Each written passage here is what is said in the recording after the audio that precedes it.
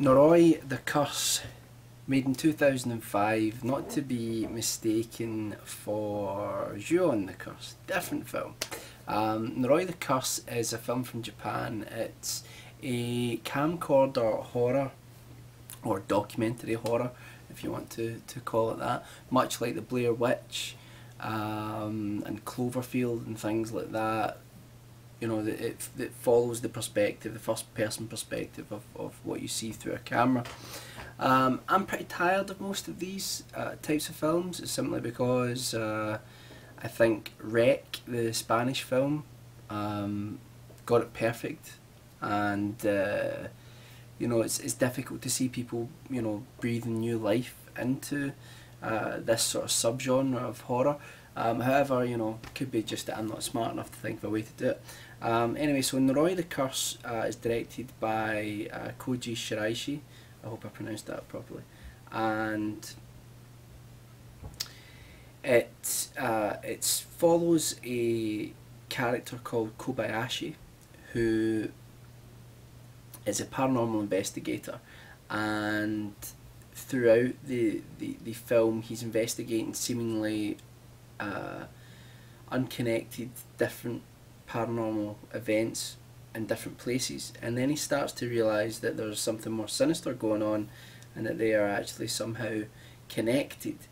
The film largely takes place through the viewpoint of a cameraman who's following Kobayashi and documenting what he's doing. Now, at the beginning of the film, you get the whole sort of you know, par for the course information at the beginning of every camcorder horror film. You know, only the tape was found, that sort of thing. You know, or something terrible happened to the people that recorded this video, and it's up to you to watch it and find out what exactly did happen. Now, what I will say is, as much as I said that like Rec did it perfectly, it's different. You know, it is a different type of film. This is largely a supernatural film. It's deals with, you know, an immaterial threat through, you know, the spirit world, rather than, for example, Rec, which deals with either an infection or possession, or well, possession would be immaterial, wouldn't it? Well, more so this, you've got the sort of threat from zombies in the film Rec. In Noroi, The Curse, like I say, it's kind of like a detective story, you know, where you've got this investigator piecing together what's happening, and eventually a child goes missing, and that's where the film really takes more sort of impetus, and you start realising that this child and other children may have died, or are being kidnapped for some unknown reason, and that's when the film sort of picks up, and you're really sort of following it along and want to find out what exactly is happening.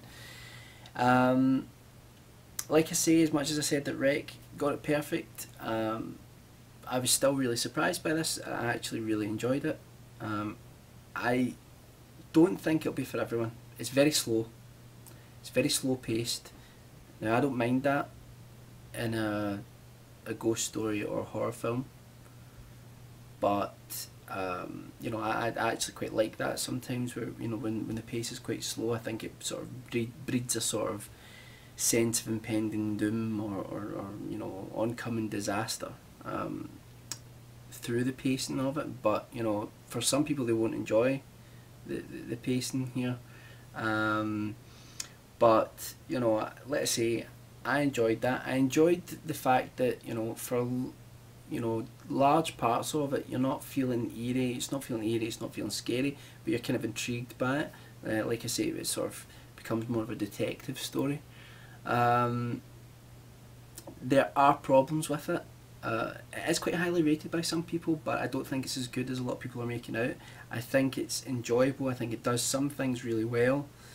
It reminds me very much of The Last Broadcast, in the way that it's an investigation into something that's happened. And it's similarly paced, I think, to the last broadcast, where, you know, a lot's not happening, and there are third parties that come in that are supposed to have psychic connections to things and stuff like that.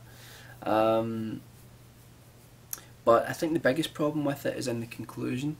A lot of people found the end quite frightening. There's a problem that runs with all camcorder horror films, all documented horror films, and that is, at some point you would put the camera down.